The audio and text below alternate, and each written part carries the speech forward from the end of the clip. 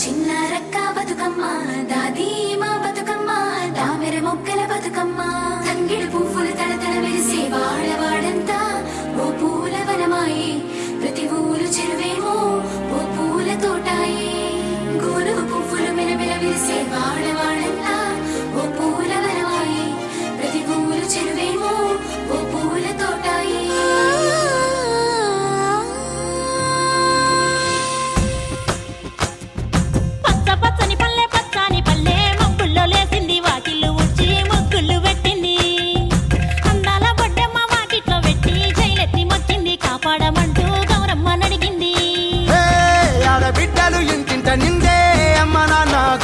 పొంగే సత్తి పిండి సకినాలు చూస్తే నోటి నిండా ఊరిల్లూరే పొద్దు పొద్దున్నే తమ్ముళ్ళు లేచి పూల కోసం బయలెల్లి ఉరికే శాపపరిచి వాకిళ్ళలోన చెల్లెళ్ళంతా బతుకమ్మ పేర్చే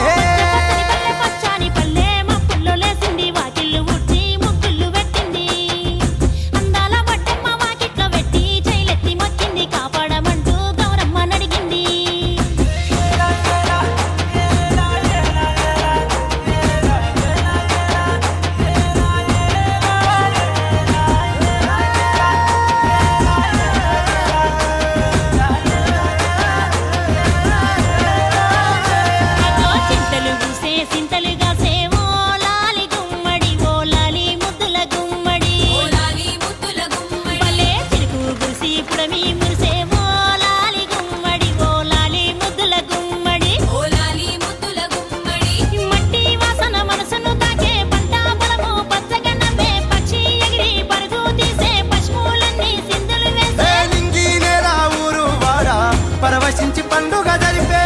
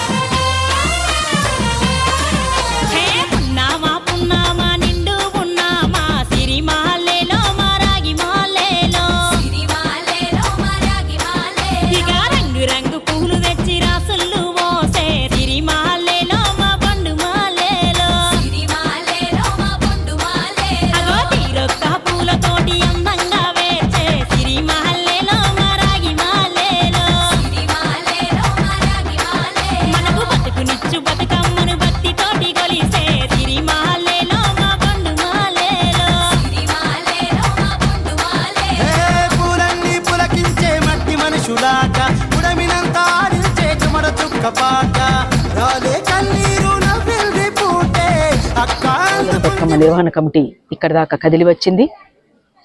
ఈసారి తీసుకున్నటువంటి ఈ బహుజన బతుకమ్మ నినాదం మీ అందరికీ తెలిసిందే, ప్రకృతి స్త్రీలు బతుకమ్మ. ఈ ప్రకృతిని కాపాడుకుంటేనే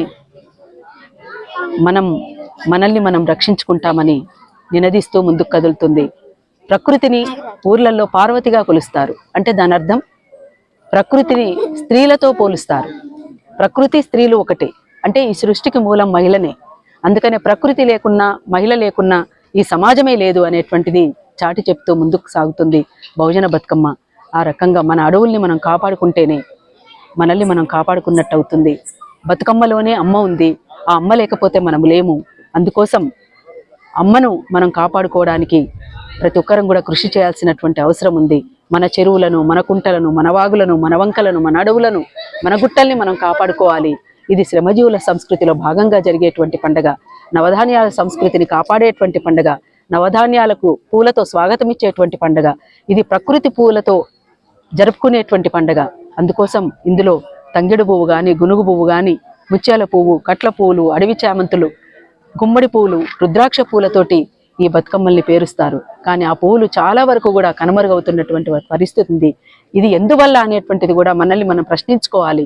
అందుకని ఆఖరికి బంతి పూలతోటి కొన్ని వేరే రకమైనటువంటి పూలతోటి పేర్చుకున్నాం తప్ప ఇందులో ఎక్కువగా తంగిడి పువ్వు కానీ గునుగు పువ్వులు కానీ దొరికేటువంటి పరిస్థితి చాలా తక్కువైపోయింది. అందుకని తంగేడు పువ్వు ఒక ఔషధ మొక్క. అట్లాంటి పువ్వులతో పేర్చుకున్నటువంటి బతుకమ్మని చెరువుల్లో వదిలితే ఆ చెరువులోని నీళ్లు పొలాలకు బారితే అవి సారవంతమైనటువంటి భూములుగా మారి మంచి పంటలు వచ్చేటువంటి అవకాశం ఉంటుంది. ఒక మంచి ఎరువుగా మారేటువంటి అవకాశం ఉంటుంది. ఆ నేలంతా కూడా ఒక మంచి నేలగా విలసిల్లేటువంటి అవకాశం ఉంటుంది. మంచి పంటలు వచ్చి ఆరోగ్యవంతంగా మనం అందరం ఉండేటువంటి అవకాశం ఉంటుంది. అందుకోసం అటువంటి పంటల కోసం అది ఇక్కడ బహుళ పంటల సంస్కృతి కూడా తెలంగాణలో ఉంది. ఇది దక్కన్ పీఠభూమిగా పేరుగాంచింది.